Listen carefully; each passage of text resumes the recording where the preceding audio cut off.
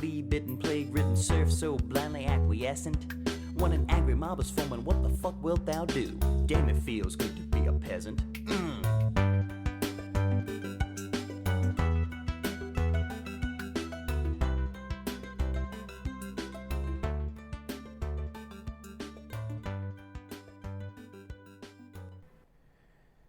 Welcome to the show. It's July 23rd, 2017. This is the Dissident Peasant podcast. I'm your host, the Dissident Peasant. On today's show, Mueller Watch. When will he be fired? Spoiler alert. Soon. What's that going to mean for the country? I'll tell you. Also on today's show, Attorney General Jefferson Beauregard Sessions III is about to ramp up his coming crackdown on marijuana. He's going to issue a report that links marijuana and violent crime and use that to justify harsher penalties for using, selling, or growing it. Also, nearly half of all liberals don't want to be around Trump supporters. I can't imagine why. They seem like such nice people. And finally, my personal thoughts on presidential pardons. Thanks for joining us once again. I'm your host, Jeff, the Dissident Peasant. You can go to my website, dissidentpeasant.com. You can also follow me on Twitter at JeffHisDudeness. I'm on Facebook at the Dissident Peasant. Sorry, that Twitter handle doesn't match, but I'm not giving that thing up for nothing, man. Nothing. Thanks for joining us on the Dissident Peasant podcast, where it is always amateur hour. First up on today's show, Mueller Watch. Special counsel who's investigating Trump. When is he going to be fired? Very soon. Very soon. So you may have noticed this week, earlier, Trump spoke to the New York Times, the failing New York Times, the New York Times of fake news fame, as he would describe it. Trump hates the New York Times. Why is he sitting down with the New York Times? Isn't that weird? It's almost like he really wants to sit down with the New York Times so he can get some messages out. So what are those messages? Well, let's read a piece. Just a little piece. This is about Trump describing his current Attorney General. The characters here are Trump, Baker, and Haberman. Baker and Haberman, of course, representing the New York Times. Trump, look, Sessions gets the job. Right after he gets the job, he recuses himself. Baker, was that a mistake? Trump, well, Sessions should have never recused himself. And if he was going to recuse himself, he should have told me before he took the job, and I would have picked somebody else.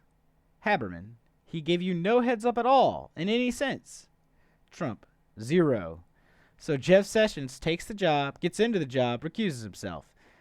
I then have, which frankly I think is very unfair to the president, how do you take a job and then recuse yourself? If he would have recused himself before the job, I would have said, thanks, Jeff, but I can't, I'm not going to take you. It's extremely unfair, and that's a mild word to the president. So he recuses himself. I then end up with a second man, who's a deputy. Haberman, Rosenstein. Trump, who is he? And Jeff hardly knew. He is from Baltimore. That's the end of the exchange that I wanted to read. Right, so if you didn't catch that, Trump thinks that the Attorney General serves as his personal lawyer. Right? So if Trump wants you to be his Attorney General, there is a necessitous quality that you must have. It is a quality so important that if you don't have it, regardless of whatever else is true about you, you can't take the job. And that quality is a willingness to protect the President of the United States from criminal investigations. If you can't do that, you can't be hired, in his mind. I hope I don't have to remind people that that's not the Attorney General's job. The Attorney General is a public servant. He serves at the pleasure of the President, but requires presidential confirmation, or senatorial confirmation. which Jeff Sessions somehow got despite perjuring himself multiple times in his testimony. But that's neither here nor there for this. The point is that what you're seeing in this interview is evidence that this man is unfit for office. I'm not talking about crimes or misdemeanors at this point, although there are many, and we'll get to that later. But he's insane if he thinks that that's the way the American government should work. So Trump is obviously extremely concerned about this investigation into any wrongdoing or collusion between him and Russia, for which he maintains his complete innocence, which is odd if you are innocent to be so nervous about the investigation. But there was another exchange in the New York Times interview where they asked him about Robert Mueller and whether or not, if he was looking at his finances, Trump's personal finances, unrelated to Russia, what would that mean?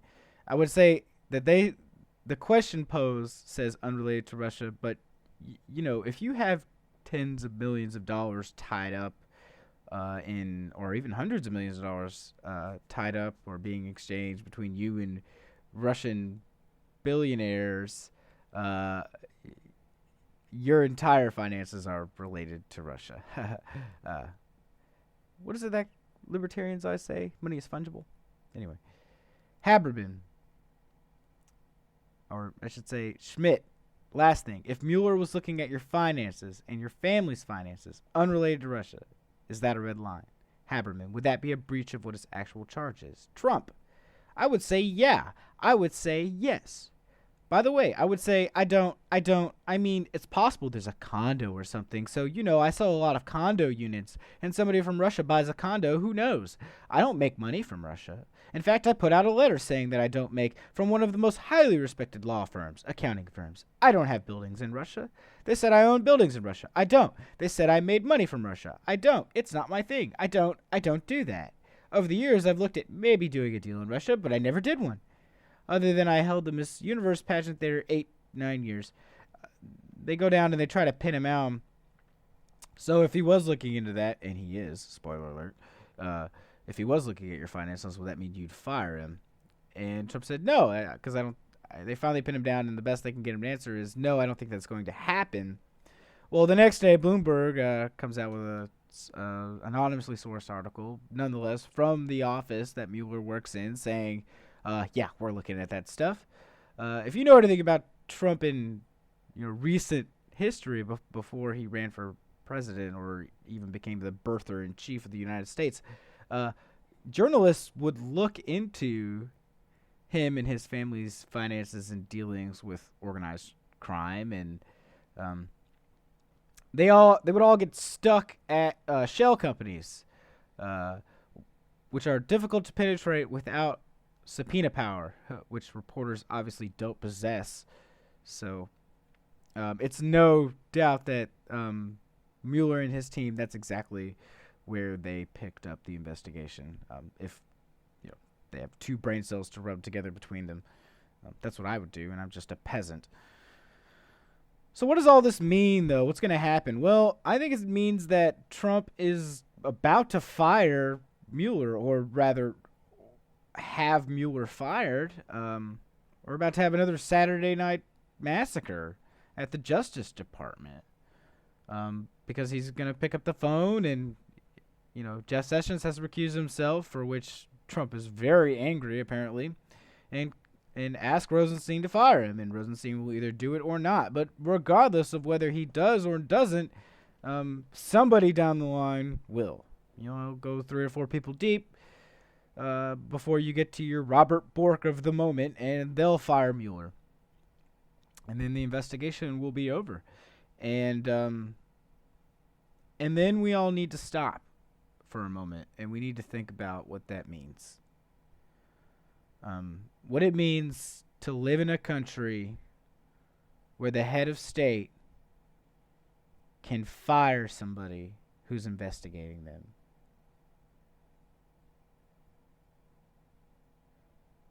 That means whatever this is, whatever you want to call this American experiment, a republic, a democracy, it's time to wrap it up, man. It's time to wrap it up.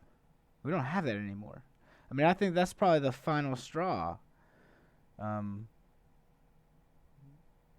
When law ceases to be king,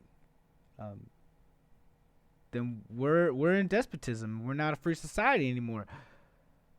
And I'm not really sure what to do about that, folk. I really am not. I mean, I suppose we all need to flood the streets and hold signs. But it's a dark day.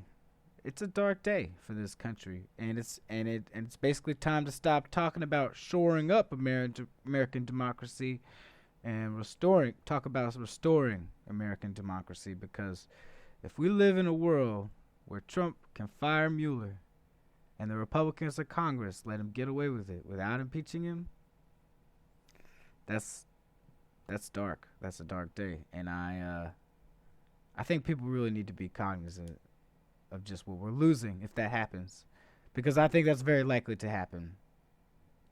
I think it's very likely Mueller will be fired, and I think it's very likely the Republicans in Congress won't do a goddamn substantial thing about it.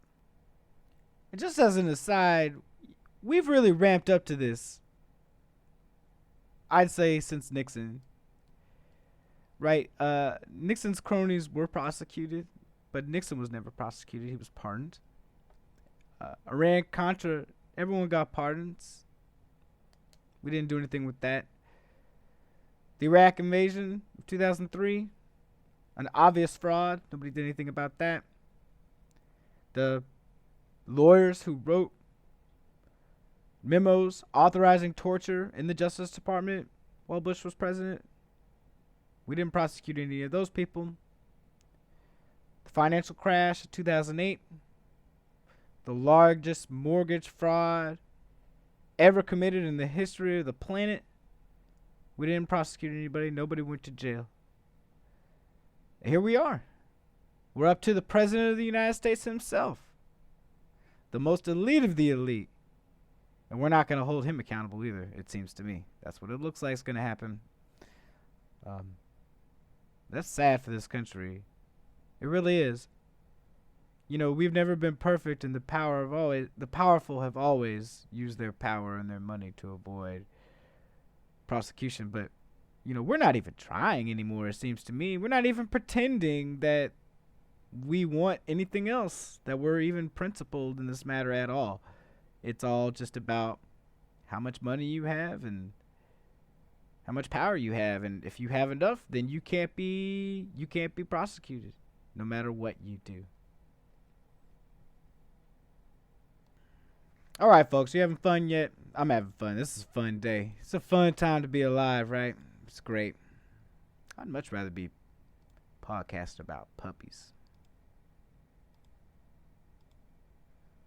Okay, next up on today's show, the man of the hour, Jefferson Beauregard Sessions III, getting ready to ramp up his coming crackdown on pot. This is from The Hill that I saw this today. Quote, President Trump's task force on crime reduction and public safety, led by Sessions, is expected to release a report next week that criminal justice reform advocates fear will link marijuana to violent crime and recommend tougher sentences for those caught growing, selling, and smoking the plant. End quote. I've been worried about this for a while, ever since the opiate crisis started getting attention, because it gives just the wrong sort of people the excuse to go hard on this war on drugs stuff, right? I'm not saying opiates aren't a serious problem in this country. They're killing people. But using that as an excuse to crack down on drug possession is bad. I mean, you know, cracking down on people using and possessing opiates they're not supposed to, or heroin or whatever, that's not going to help anything either. And it's even sillier to do it with marijuana. You know, it's legal in almost half the country now, for either medical or recreational use, and it's people have been smoking it since there have been people, and we've figured out how to smoke things. This is ridiculous. Just ridiculous. Task force revolves around reducing violent crime, and Sessions and other DOJ officials have been out there over the last month and explicitly the last couple of weeks talking about how immigration and marijuana increases violent crime. That's from somebody at the Brennan Center's Justice Program. By the way, William J. Brennan, my personal favorite Supreme Court justice. You should look him up sometime. So if you're wondering why I'm covering this, well, it's an important story. First of all, it's something I care about a lot. Getting busted for misdemeanor possession can ruin someone's life. I think it's important that we stop doing that as soon as possible. But I also wanted to highlight this just because, Trump has been busy shitting on Jeff Sessions all week. And I saw a video of a press conference where they asked Jeff Sessions and Rod Rosenstein, how do you guys feel about Trump shitting on you all week? I'm paraphrasing, of course. And they did not want to talk about that. They wanted to talk about some big drug bust that they ran, or a series of drug busts that the Department of Justice had just run. But it's clear that Trump does not have confidence in his attorney general, and Jeff Sessions does not care. He loves his job. He loves his job. He loves the work that they're doing. He loves locking up poor people and brown people. He loves this phony war on drugs. Oh, he loves it. Southern people, hey man, I know we sound goofy sometimes. We talk like this, and we think we're a caricature, and you don't take us seriously. But I'm telling you right now, Southern people, a lot of them people talk like this. They're just little Adolf Eichmanns in waiting, little Hitlers in waiting, little fascists in waiting. Just because they talk like this, they don't have no German accent, don't mean that they now ready to lay their hammer down on a bunch of black people and a bunch of poor people. Oh, they love it. They love it. They love it. Okay, I don't actually talk like that normally, but you get it. Okay, next up, what I want to talk about, a lot of people probably saw this. This is Washington Post article, a poll that they did. Nearly half of all liberals don't even like to be around Trump supporters. And apparently, from what I read in this article, this is not a bipartisan trend. Republicans are much less likely to say that they couldn't be friends with somebody who voted for Hillary Clinton. But that makes sense to me, right? Because I'm of the opinion that Trump is not really a legitimate president. Most people didn't vote for him, and most people don't like him and didn't want him to be president and don't want him to do what he's doing. He has his core of supporters, and they're not leaving him for the most part at this moment, but everyone else hates him. So those people don't have a choice but to get along with people who supported somebody else, because there are just so damn many of them everywhere, I'd say, even deep in Trump country. If you know anybody who's young or a minority and you want to get along with them, I guarantee you they didn't vote for Trump, man. Not even in the South, probably. I don't blame these people at all. I don't want to be around Trump supporters. I'm with Decristal Paco on this. You can follow him at Twitter at Decristal Paco. That's LAPPAKO. Decristal Paco, my boy. I'm with him on this. I don't blame those people at all. I'm not friends with any Trump supporters. I won't say that I don't work with them and can't do a job with them or get along with them. I don't just spit in the face of every one of them I see and call them a fascist fucktard, even though they are, and even though they deserve it. But I don't do that, obviously, because I need to live my life in a normal, non-violent way. I can't just be getting in everybody's face all the time. Right, we all know this. This is obvious. But it's true that, I'm not going to go hanging out drinking with those people. I'm just not. It's hard for people to realize that the evil that is fascism, you can see that in the faces and the behaviors of just regular, ordinary people. They happen to be fascists who love their kids and they feel like they're real patriots, and they work hard at their jobs, and they give money to their church. I mean, a lot of them, nobody sees themselves as a son of a bitch. Not even Hitler, right? Not even Stalin. Nobody sees themselves as a son of a bitch. And so all these normal people that you see walking around, going to the store, doing jobs, you never know what's down deep inside of them. Because acquiescence to this is evil. I'm not saying people who voted for this are evil, or people who acquiesce to it and are evil, but those actions are evil. Those actions are evil. They're destroying this country. They may have already destroyed this country. I'm not sure how we ever get back some of the things that we've lost. So, just some food for thought on that. I'm not sure if you, my listeners, feel the same way. If you feel like it's not right to be this tribal about politics and its importance, but I feel like everything's political these days. I'll be damned if I'm going to sit around and talk about Mass Effect Andromeda or how the Democratic Party sucks for the way they treated Bernie Sanders during the 2016 primaries while my country descends into authoritarian fascism. I'm just not going to do that. And I'm sorry, but it also affects how I live my life and the things that I care about and the people that I want to associate with. So, no, I don't want to be around Trump supporters. I will tolerate it, but I'm certainly not great friends with them.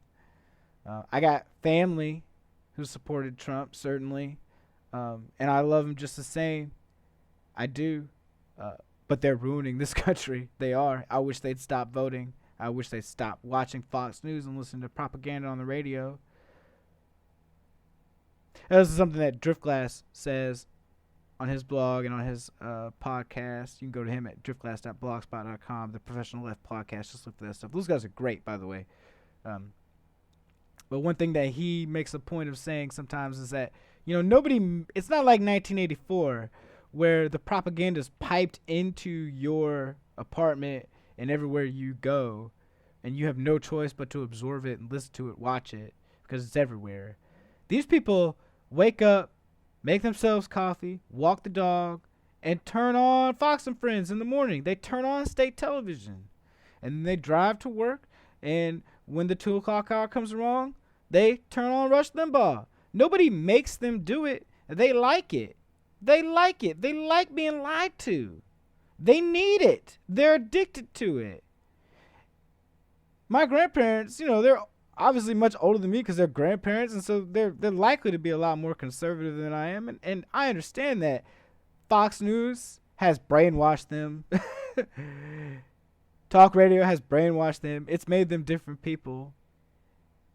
I encourage them to watch less of it.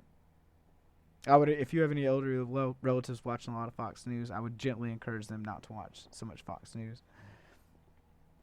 Anyway, I just wanted to throw that out there because it's a great insight about,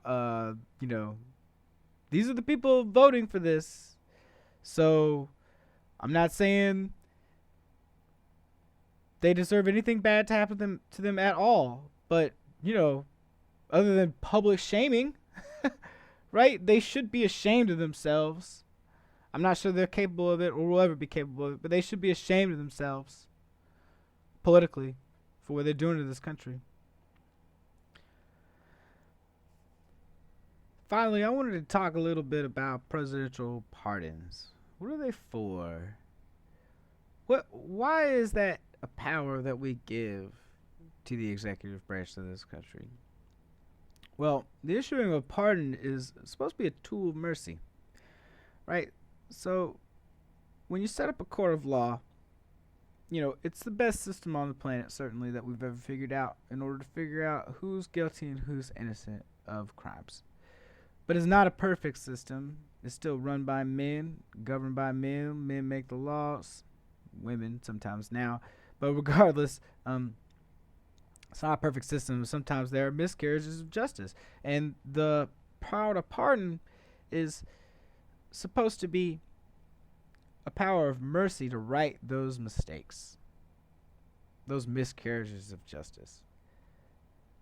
They're not prophylactics that protect you from any and all criminal wrongdoing. And they're not meant to protect you or your inner circle from prosecution or investigation. That's not what they were designed for. Now, I'll admit I am unread in the law, of course, just a peasant here, but I'll admit that it's clear to me that the Constitution, doesn't explicitly lay out a lot of this, but it nonetheless remains true.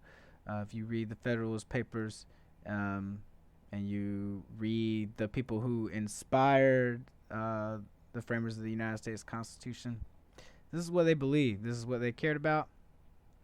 This is what they thought about pardons. This is what they were for.